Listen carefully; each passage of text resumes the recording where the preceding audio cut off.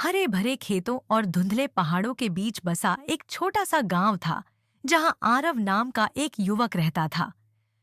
उसने अपनी दादी के साथ बचपन बिताया था, जो एक दयालु लेकिन सख्त स्वभाव की महिला थी। आरव के माता पिता का उसके बचपन में ही एक दुर्घटना में निधन हो गया था। माता पिता की यादें उसके पास सिर्फ दादी की सुनाई कहानियों के माध्यम से ही थीं, जिनमें हिम्मत, दया और थोड़ा रहस्य भी छिपा था। आरव बहुत जिज्ञासु था, अक्सर अपने माता पिता के बारे में सवाल पूछता रहता, लेकिन उसकी दादी निर्मला हमेशा संक्षिप्त जवाब देती। उनकी नजरें अक्सर दूर कहीं खो जाती, मानो कुछ छिपाने की कोशिश कर रही हों। इस रहस्य के बावजूद आरव अपने माता पिता की यादों को दिल से लगाए रखता, उन्हें हीरो की तरह मानता था। एक शाम जब आरव अटारी की सफाई कर रहा था, उसे एक पुराना, धूल से ढका हुआ बॉक्स मिला। बॉक्स में उसके माता पिता की चीजें थीं, चिट्ठियां, एक डायरी और उसकी मां की एक पुरानी तस्वीर, जिसमें वह उसे गोद में लिए हुए थी। आरव का दिल जोरों से धड़कने लगा।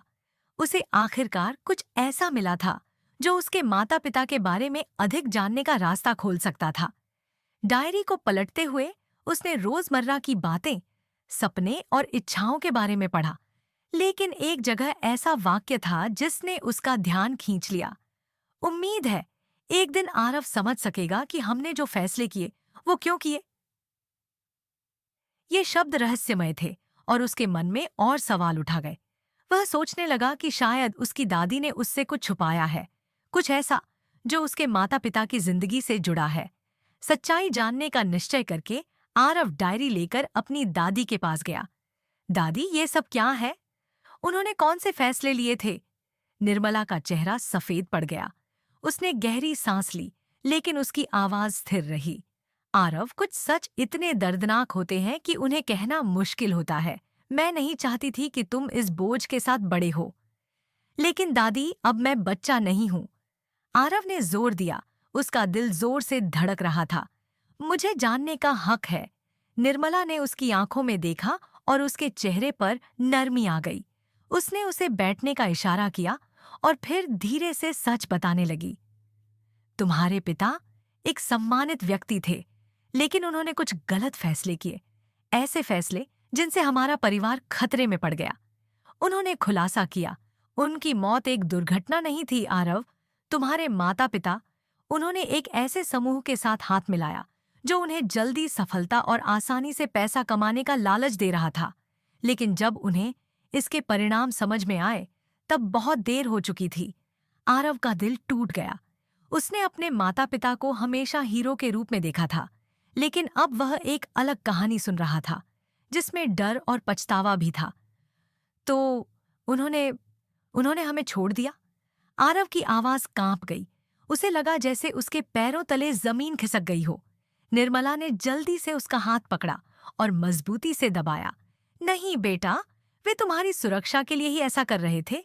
उन्होंने अपनी गलतियां समझ ली थीं और उनसे बाहर निकलने की कोशिश कर रहे थे।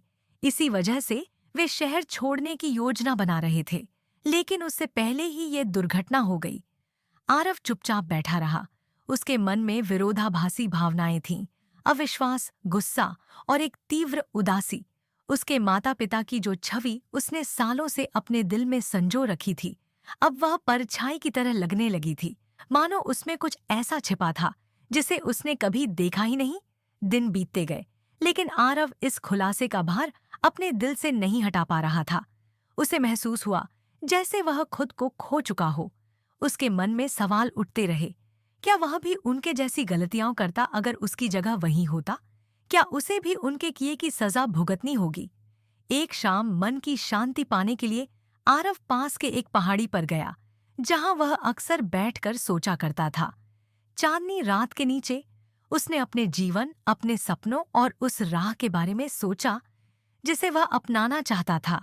उसे महसूस हुआ कि उसके माता पिता का अतीत उस पर असर डालता है, लेकिन उसे परिभाषित नहीं करता। उसके पास अपनी पसंद बनाने की ताकत है। वहीं बैठा हुआ उसे पीछे से कदमों की आहट सुनाई दी। उसकी दादी उसके पास आकर बैठ गई। उनके चेहरे पर एक हल्की मुस्कान थी।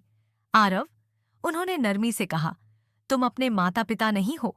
हाँ, उन्होंने गलतियां की थीं, लेकिन इसका मतलब ये नहीं है कि तुम उनकी परछाइयों में जीते रहो। तुम्हारा अपना जीवन है, अपनी राह चुनो।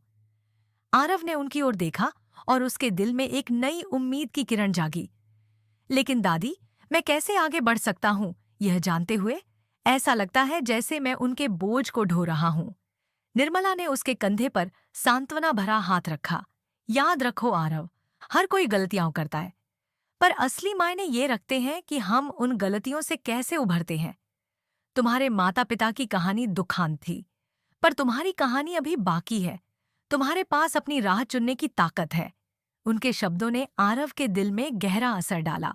उसने महसूस किया कि भले ही वह अपने माता पिता के अतीत को नहीं बदल सकता, लेकिन उनके सम्मान में ईमानदारी और हिम्मत से जी सकता है। उसे उनकी गलतियों से सीखकर एक ऐसा जीवन जीना था जो अपनी सच्चाई और दृढ़ता पर टिका हो। अगले दिन आरव ने स्थानीय सामुदायिक केंद्र में जाकर छोटे बच्चों को पढ़ाने का काम शुरू किया। वह उन्हें हिम्मत, उम्मीद और धैर्य की कहानियां हो सुनाता। ऐसे लोगों की कहानियां हो जिनकी जिंदगी में भी गलतियां हुईं, लेकिन जिन्होंने उनसे सीखकर खुद को और मजबूत बनाया। समय के साथ आरव ने खुद में शांति पाई। उसने अपने माता पिता से अलग राह चुनी और अपनी एक अलग पहचान बनाई। एक ऐसी पहचान जो ईमानदारी, करुणा और दूसरों के जीवन में बदलाव लाने की इच्छा से भरी थी। अब उसे अपने माता पिता की उपस्थिति अपने दिल में महसूस होती, परछाइयों की तरह नहीं, बल्कि एक ऐसी याद की तरह जो उसे हर दिन ये सिखाती थी कि जीवन कितना कीमती है और हर चुनाव उसके भविष्य का निर्माण करता है। हमारा अतीत हमें परिभाषित नहीं करता, हमारे चुनाव करते हैं। चाहे हम कहीं से भी आए हों, हमारे पास हमेशा अपनी राह चुनने की ताकत होती है।